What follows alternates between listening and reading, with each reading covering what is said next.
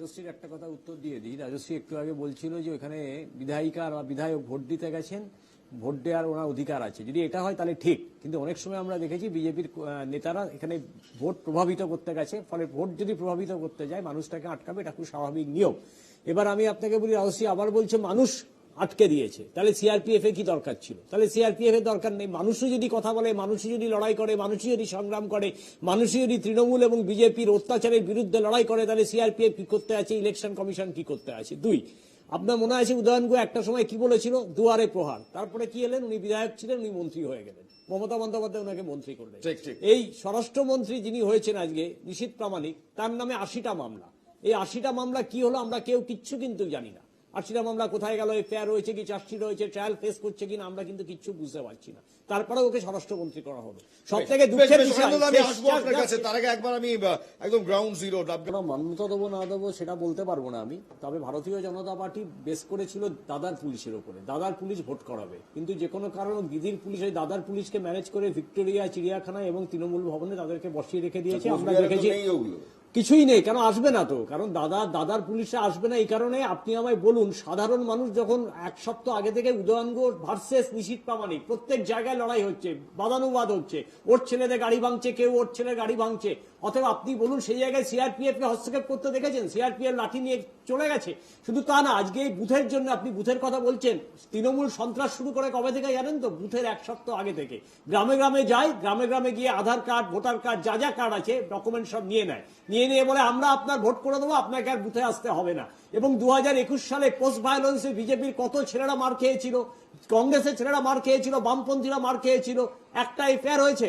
আজকে তারপরেও আমরা এখানে কি দেখেছি, 2021 সালের পোস্ট ভায়োলেন্সের পর এখানে যতবার ফ্যাক্ট ফাইন্ডিং টিম এসেছে, একবারও একটা এফআইআর করেছে, একটা জিডি করেছে, একটাও করা হয়নি। এবং সেখানেও শ্রীরামপুর থানাকে মডেল থানা বলা হচ্ছে, কলকাতাকে নিরাপত্তম স্থান বলা হচ্ছে।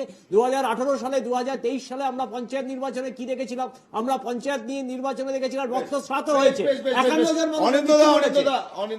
আপনার অদিত চৌধুরী তো বলেছিল কেন্দ্রীয় বাহিনী সেটা ছাড়া বাংলায় শান্তিপূর্ণ ভোট সম্ভব নয়। 920 কোম্পানি 2018 সালে এই শুভেন্দু অধিকারী আজকে যে বড় বড় কথা বলছে না, একের পর এক জেলা পরিষদ, গ্রাম পঞ্চায়েত দখল করেছিল, আমি বলে দিই, এই দখল করেছিল। এবং সেই সময় উনি তৃণমূল কংগ্রেসের অন্যতম নেতা ছিল, এবং পঞ্চায়েত বোধে কিভাবে লুট করতে হয় উনি সেখানে শিক্ষা দিয়েছিলেন। আর অদিত চৌধুরী এই কারণেই বলেছে, কেন মানুষের অধিকার মানুষ তার প্রয়োগ করবে, মানুষ বেছে নেবে মানুষ কাকে ভোট দেবে, মানুষ কাকে ভোট দেবে না। আমরা তো বহু নির্বাচন লড়াই করেছি। 1984 সালে বিজেপি 2 ছিল, বিজেপি বলে না আমরা 0, আমরা সেই রেকর্ড এখনো ভাঙতে পারবো না। আর আমরা 1984 সালে 404 সিট পেয়েছিলাম, বিজেপি সেই রেকর্ড আজ অব্দি ভাঙতে পারবে না। এখানে বলেছিল বিজেপি কত, ইসবার 200 পার, একমাত্র আপনারাই করেছিলেন, একমাত্র কংগ্রেসই করেছিল 400 পার, আর বিজেপি 2। 1984 সালে সেই রেকর্ড আমরা ভাঙতে পারবো না কোনোদিন, এটা একদম ইতিহাসে লেখা থাকবে। এখন প্রশ্ন হচ্ছে, দেখুন এই কেন্দ্রীয় বাহিনী সম্পর্কে শ্রমিক ভট্টাচার্যের বক্তব্য শুনে আপনি পরিষ্কার বুঝতে পারবেন যে আজকে কেন্দ্রীয় বাহিনীর উপরে শ্রমিক ভট্টাচার্যের ভরসা নেই।